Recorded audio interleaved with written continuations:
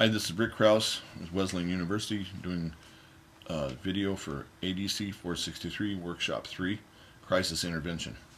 This is my wife. She'll be playing the role of Mrs. C, 50-year-old female with a 10-year plus history of polysubstance abuse, primarily alcohol.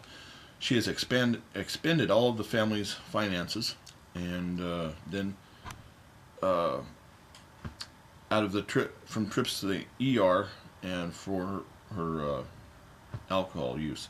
The client has used the ER as a primary care for the last 3 years after her physician has fired her from the practice for excessive use of narcotics over and above what he has prescribed, and then for her actually forging a prescription off of his desk. After this, she's been using the ER for at least 3 times a month in ambulance to reach the ER for at least 3 times a month. She has being charged with prescription fraud and has charges pending with the county government. Mrs. C, this is a time for you to know that this is not a time for blame. This is, your family wants you to know how concerned they are, and more, how your actions have impacted their life. They all feel that you need to know this because they can't continue on as it's going. They've went so far as to contact me to be able to, so they can get this through to you. They've all written letters, and these letters are part of what they feel. The first letter was from your husband. It says that he feels absolutely emotionally distant from you anymore. Since you've been start drinking, you wake up and you're drunk. You go to sleep and you're drunk. But I don't have any pain. But it takes the pain away. This is simply what your husband's saying, how he feels. He feels emotionally distant from you.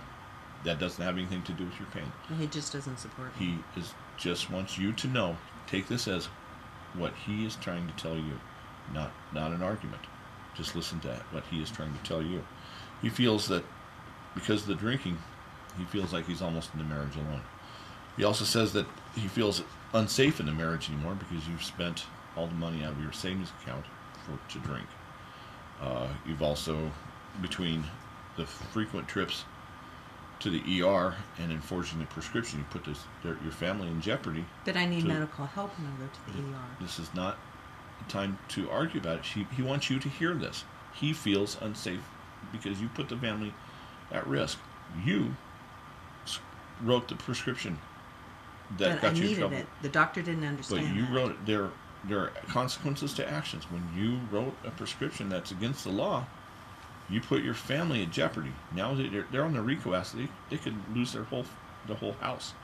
Everything associated with the house can be taken in the RICO Act. You know that.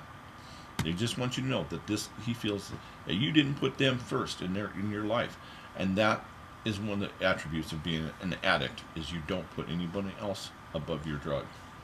One of the other things that you don't even go to church anymore. You wake up on Sunday mornings and you're still drunk. Just don't feel good. And we understand it. Your husband understands that you're in pain and you need someone to help you with this, and that's why he really wants you to hear that this is, and he will support you, but he wants you to hear how he feels. Another letter is from your daughter saying that since she's been a child, you've spent time when you haven't shown up for her school functions. There have been times when she hasn't, since she's looked out in the audience and you weren't there, and she knew that you were home drunk. She's had to go to school and explain I don't mean to do those things. I know. Meant to be there. This is just what she feels. And imagine this is a child. Listen to how this has affected your child. A child that had to wait for you to pick her up at school and you weren't there. Another time when she had the money, you took the money out of her bank account that she was paying on her scooter, and the scooter was repossessed. I didn't mean to hurt her. This means she wants you to know how this affected her. This has truly affected her a good way. You passed out when you and her went to her college to a party for the introductory party at Dartmouth, you passed out at the party. They told us to drink as much as we wanted to. It was all free.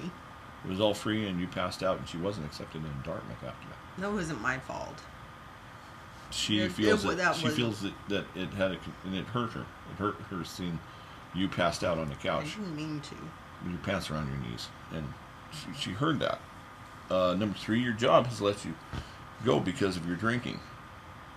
Shitty job anyway. Your boss is willing to take you back. He values you as an employee, but he wants to take you back as not as a drunk. He doesn't want you drinking. He doesn't want you drugging. But there are ways we can get you back in, and we can get you into a place and get you into rehab. And they will all want you to be healthy. I want to be healthy too. I don't know how to do it by myself. You don't have to do it by yourself. Your family is here to support you. Your family is all here. But I'll let them down. How am I ever going to repay You can't that? let someone down who's there with you. They will all be here to support you. Even your boss has promised that if you go through the program, he will be there to give you your job back when you get through. All of this.